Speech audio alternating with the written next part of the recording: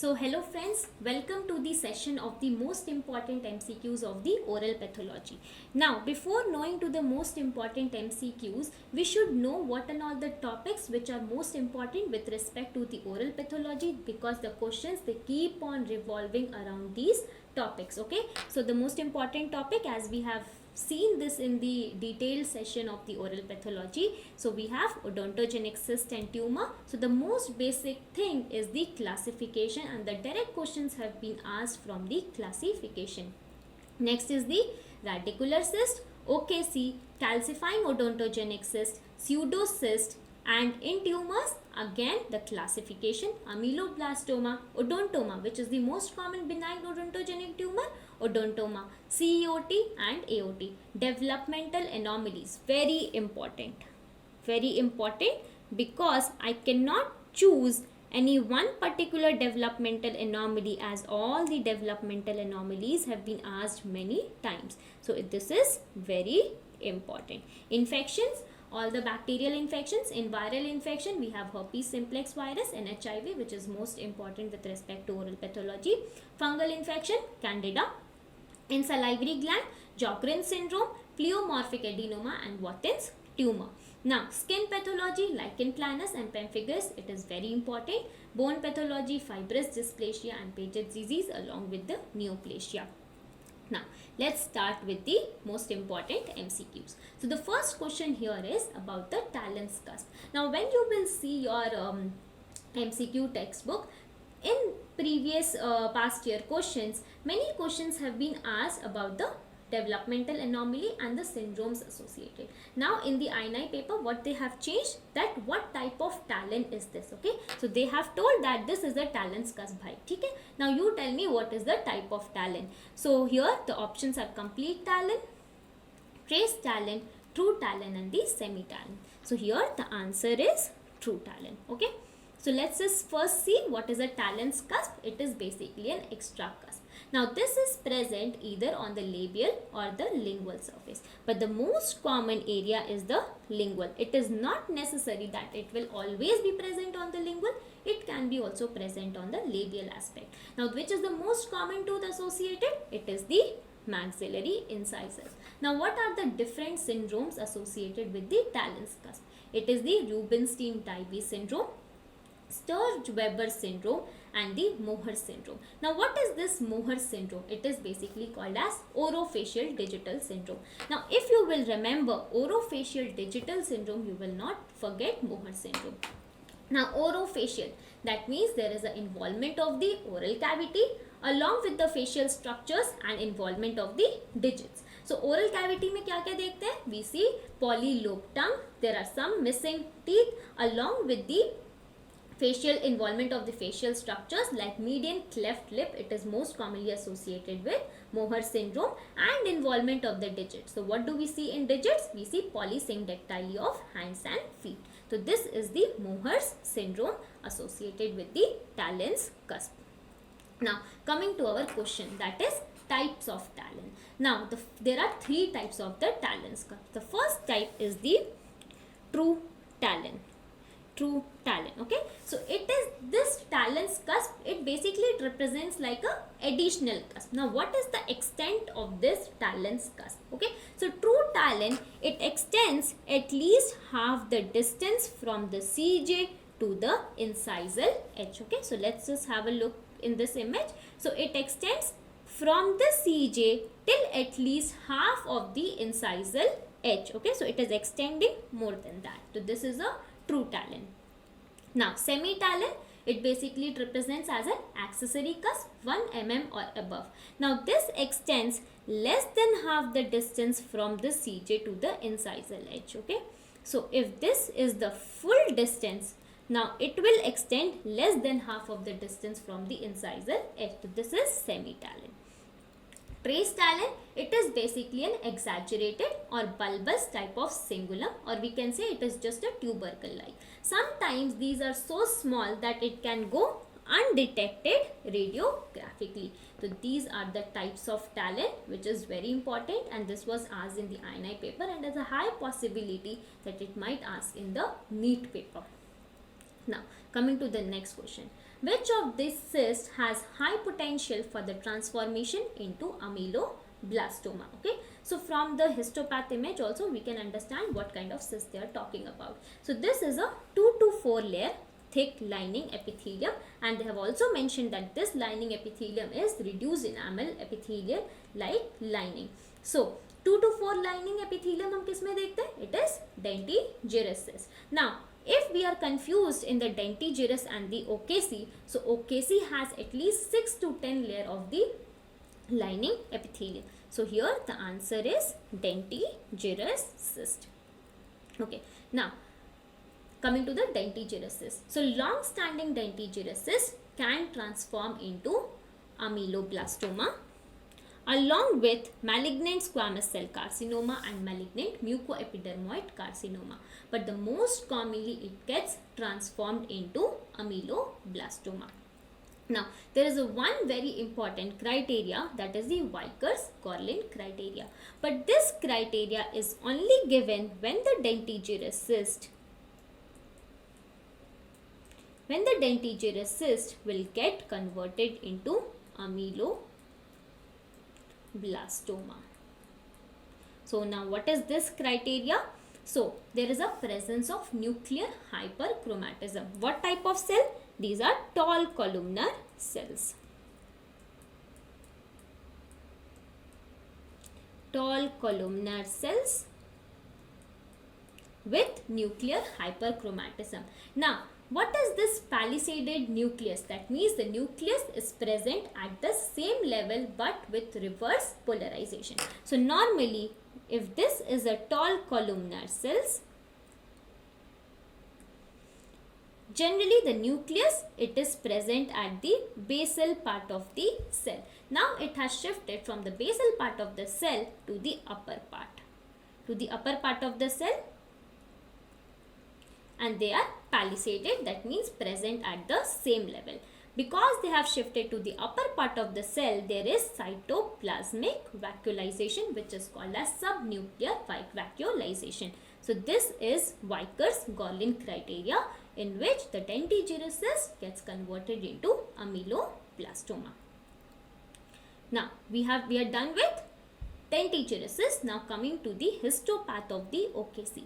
Now the main aim of this recall or this most important MCQs, that we are not just focused on the MCQs, but we are covering the whole topic related to that MCQ. Okay, so histopath of OKC. So in OKC we see 6 to 10 layer thick of the lining epithelium.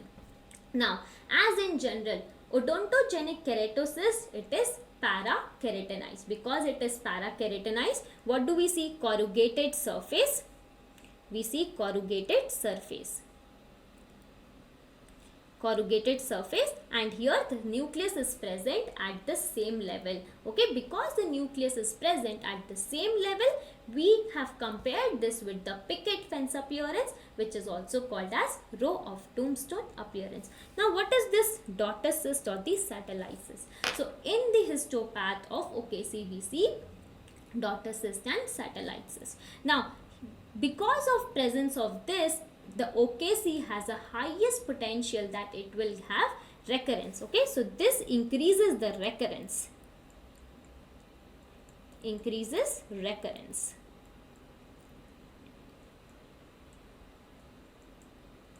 Recurrence. Now, there is one variant of the OKC, that is orthokeratinized odontogenic cyst. Okay, so as in general OKC, it is para-keratinized. Okay, until unless they have not mentioned about the orthokeratinized odontogenic cyst, it is always para-keratinized. So it has an orthokeratinized superficial layer. Now this orthokeratinized superficial layer, it will give onion peel appearance. Onion peel appearance. Now I have put both the images histopath. Why? There is a reason, because we can compare it together. Okay, so now this has a prominent granular layer and the basal layer is cuboidal. It is not tall columnar and it will not represent the picket fence appearance or the row of tombstone appearance. So this is the basic difference between the orthokeratinoids and the OKC. Now, because of this, all these features, that is why orthokeratinoids odontogenesis, it has a better prognosis because the recurrence is very low. Okay, it has a better prognosis.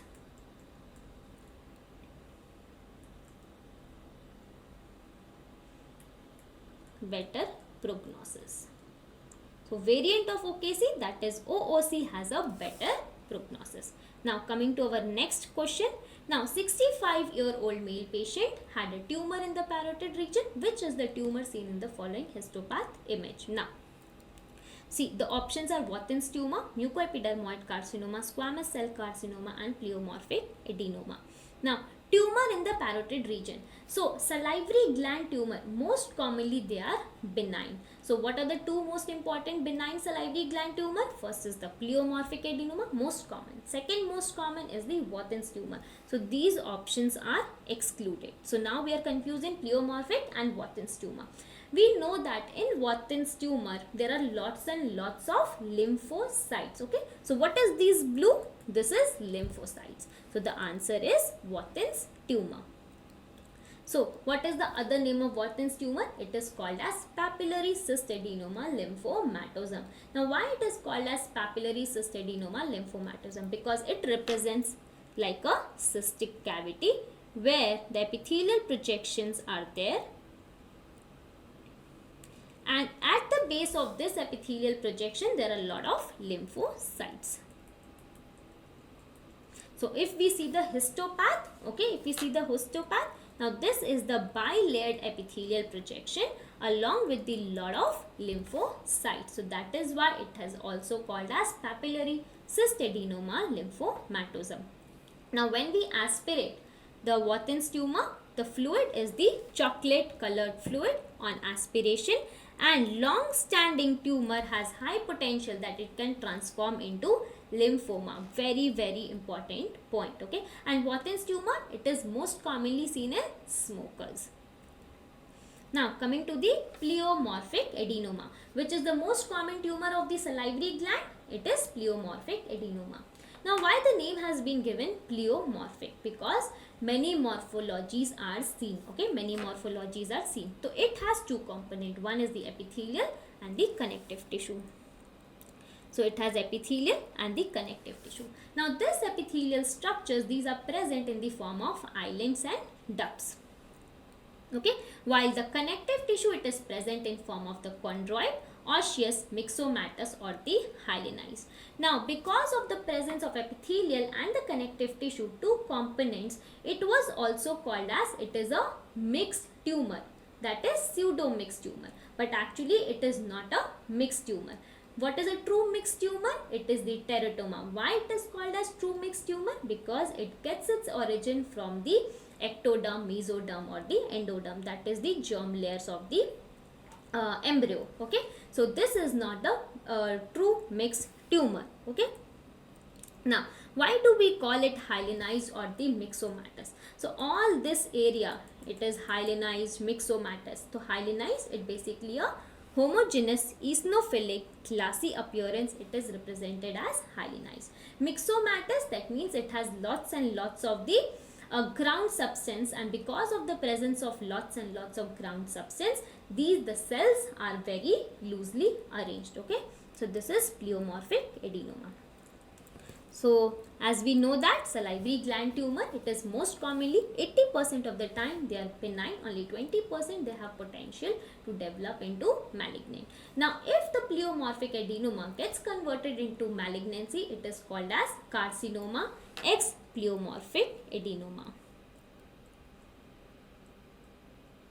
Malignant, it is called as carcinoma ex pleomorphic adenoma. Okay, what is the most common malignant salivary gland neoplasm? It is mucoepidermoid carcinoma.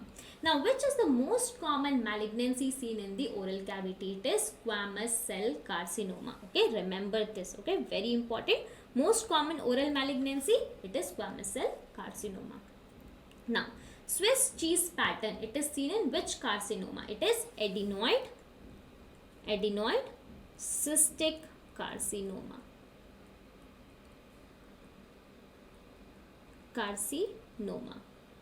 Because these have cuboidal cells along with the scant cytoplasm. So these holes, these are representing scant cytoplasm. Like as we see the Swiss cheese, it has many holes. Just like that, histopath of adenoid cystic carcinoma shows Swiss cheese pattern.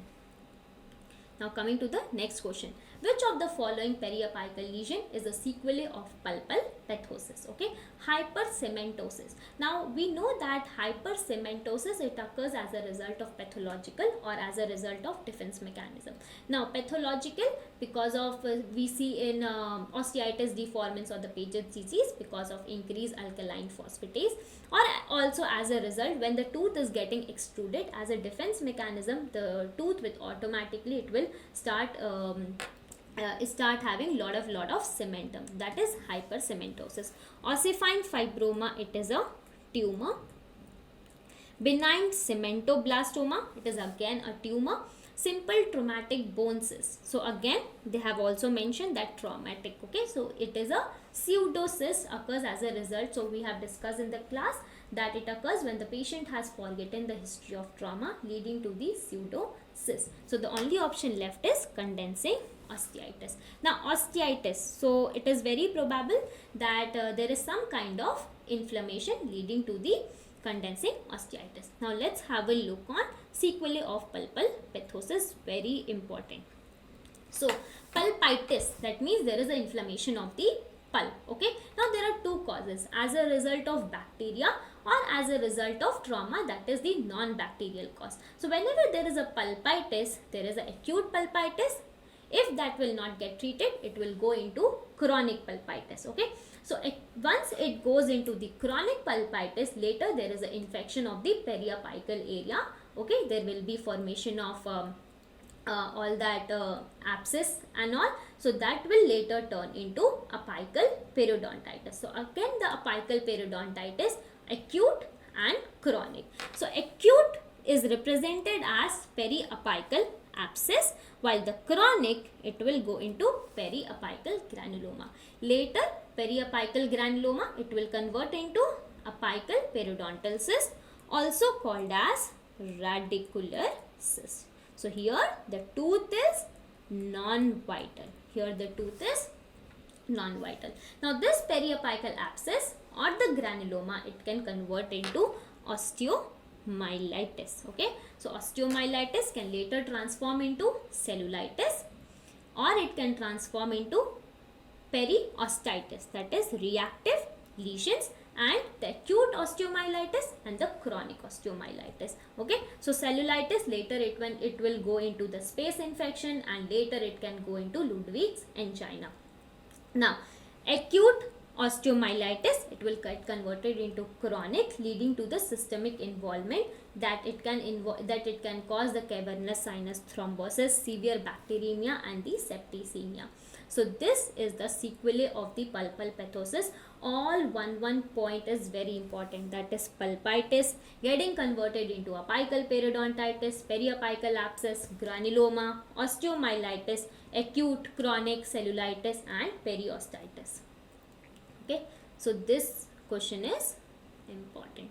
Coming to the next question, very important, and many times questions has been asked from this topic. Okay, which of the following disease is characterized by microscopic suprabasal, ठीक है, suprabasal, intraepithelial, bulle and acantholysis. Okay, so they have mentioned suprabasilar split is seen. Okay, suprabasilar split is seen in pemphigus vulgaris. Okay, while in bullous pemphigoid we see subbasilar split. Now which is the suprabasilar, which is the subbasilar, which is the subcorneal? So this is suprabasilar split, this is subbasilar split and this is subcorneal.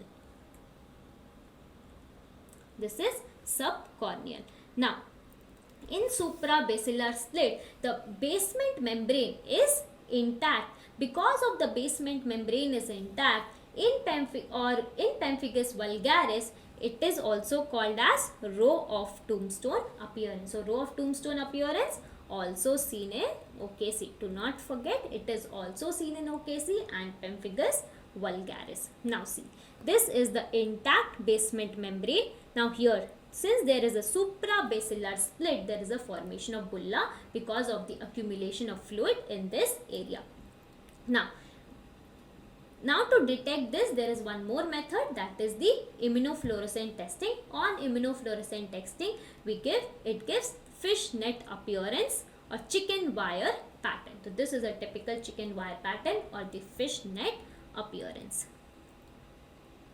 Now coming to the next question, ground glass appearance, Brown's tumor and hypercalcemia are seen in. Okay, so ground glass appearance, we know that what and all conditions where ground glass appearance, but they have also mentioned Brown's tumor and hypercalcemia. So यहाँ पे दो options में confusion है, that is hyperparathyroidism and cherubism, because we know that ground glass appearance is seen in both, but hypercalcemia and Brown's tumor are associated with hyperparathyroidism. So the answer is hyperparathyroidism. So this is the ground glass appearance. Now what in all conditions where do we see ground glass appearance? It is fibrous dysplasia, cherubism and hyperparathyroidism. Okay, so what is ground glass appearance? So first, what do we see? Radiolucent image,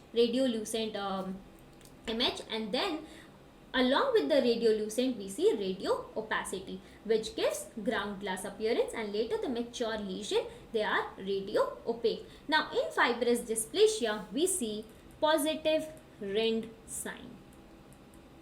What is this positive Rind sign? That means the lesion, they are covered by thick sclerotic border. So this is the positive Rind sign seen in the fibrous dysplasia.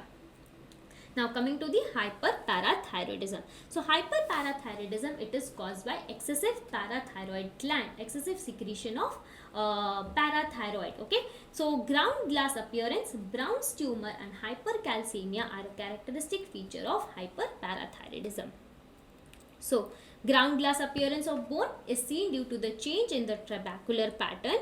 What do we see? We also see pepper pot appearance when we see on the lateral skull, lateral shoot of the skull. Here the lamina dura, these are partially lost, and there is obliteration of the pulp chamber. Now coming to the next question, which is the most common cyst of head and neck region? So why I have put this question, do not get confused, most common benign odontogenic cyst. Okay, which is the most common benign odontogenic cyst of the oral cavity? It is the radicular cyst. Okay, here the question they have asked, most common cyst of the head and neck region. So which is the most common cyst of the head and neck region? It is the thyroglossal duct cyst. So it is the thyroglossal duct cyst. So do not get confused in the radicular cyst. It is the most common cyst of the odontogenic cyst of the oral cavity. So thyroglossal cyst, it is the most common, seen in the midline congenital neck mass. It moves along with the swallowing. Now dermoid cyst, it is a teratoma. Dermoid cyst, it is a teratoma.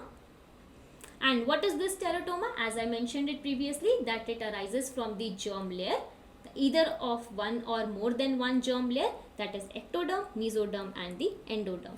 Now which is the second most common cyst of the head and neck? It is the brachial cyst. It is the second most common cyst of the head and neck region. Now coming to the other question, that is hepatitis C is associated with which of the following oral lesion? It is a very direct question. Okay, ज़्यादा दिमाग लगाना ही नहीं है. It is the lichen planus. Okay, it is the lichen planus. So lichen planus, it is associated with hepatitis C virus. Now coming to the histopath. So as we know that lichen planus, it is associated with T lymphocyte, that is CD CD8 plus T lymphocyte, CD8 positive T lymphocyte. So what is this blue? These are lot of lymphocytes. Now this lymphocytes, they will attack the basal layer. They will attack the basal layer. So once they attack the basal layer, there is liquefaction, degeneration of this T lymphocytes, which are present as civet bodies. So what are these civet bodies? These are basically the apoptotic keratinocytes. And this gives, because this lymphocytes, they are arranged as sawtooth retipex.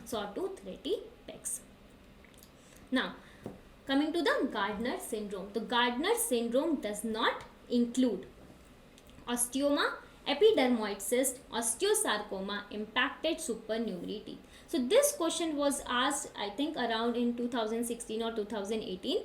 So it was about the Gardner syndrome. So here the answer is osteosarcoma.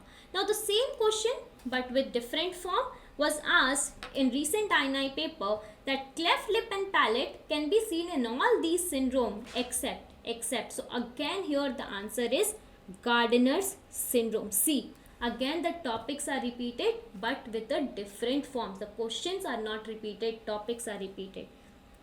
So Gardner syndrome, it is characterized by multiple impacted supernumerary teeth, along with, what do we see? Multiple polyposis of large intestine, osteomas of the bone that involves skull bone, jaws and the long bones, multiple epidermoid or the sebaceous cyst of the skin, which are present on the scalp and the back region, along with the desmoid tumors. Okay?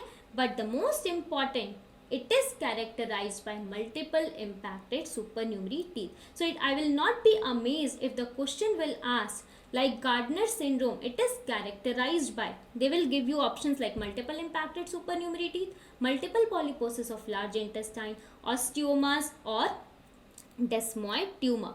But it is characterized by multiple impacted supernumerary teeth. Okay, and it has autosomal dominant pattern of inheritance. Now the other question which is very important, which is a very common doubt amongst the student, that which has the highest potential for transforming into malignancy. So Gardner syndrome, it is 100% risk of malignancy, while Peutz-Jeghers syndrome, it is 80%. Okay. So this finishes your end of the oral path most important questions, but last but not the least. Okay, so now 3 sigma rules I would like to share, which I also followed to crack your exam, your coming INI paper or the NEET paper. The first is the enter into the flow state. Now you don't have any time that you can take rest for one day. You have that time is completely lost. Now you have to be completely involved. If you are feeling low, then talk with friends, families, but start again. You cannot take 2 to 3 days break at this point of time, and stay away from all the negativities. कोई कुछ भी बोल रहा है. If you are